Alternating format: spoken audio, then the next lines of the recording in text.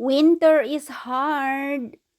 Kaya nga, palaging nilalagyan ng pagkain dito sa aming backyard para sa mga ibon. At ang dalawang narhe na ibon na ito, lumipad na yung isa ay napaka harka. Ano ba yan?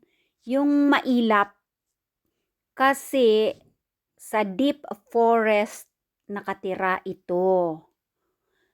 Pero dahil nga napakahirap maghanap ng makakain sa forest kapag ganitong maraming snow, kaya ang narhe birds na ito, dalawa, lumipad na yung isa busog na kasi, ay napadpad dito sa syudad, dito sa aming back garden kasi nga natuto na sila dahil palaging may pagkain.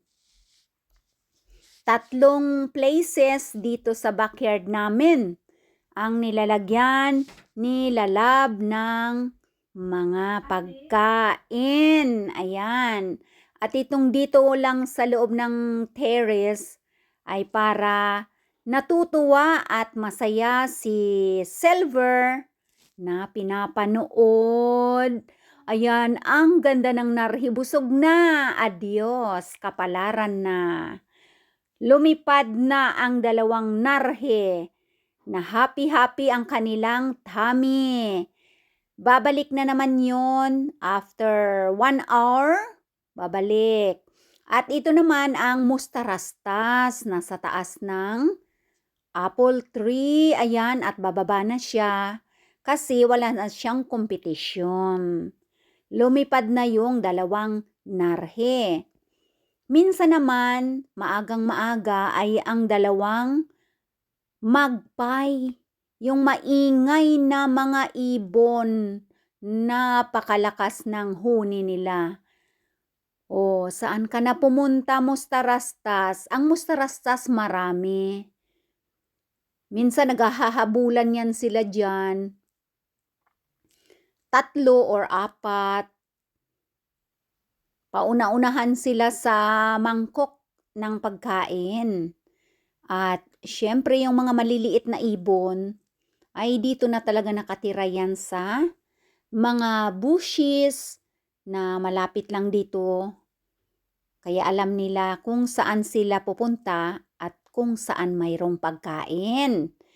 Ayan, at nasaan na ba ang mustarastas?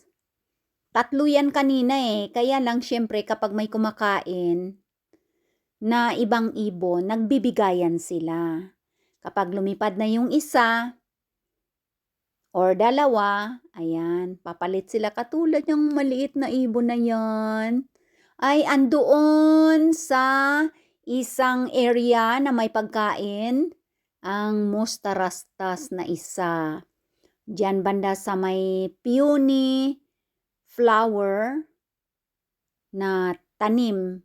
Diyan, naglagay ulit ng pagkain dyan si Lalab para yung mga takot kay Silver sa pusa ay medyo sa malayo-layo sila. At ayaw nilang pumunta dyan sa malapit sa terrace.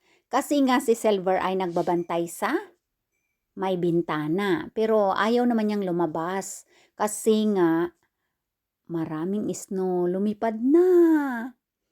O yan, at mayroong isang mustarastas din naman sa ilalim ng grape. Yan, yung ubas namin na tanim. Yan, ngayon tulog lahat ng mga halaman. Yan, dyan may pagkain rin na nilagay si Lalab. So, 3 places ng mga pagkain. Ayan. Oh, lumipad na. Saan ka na pupunta? Busog na ang kanilang mga tummy. Ayan. Thank you for watching. See you again next video. Bye.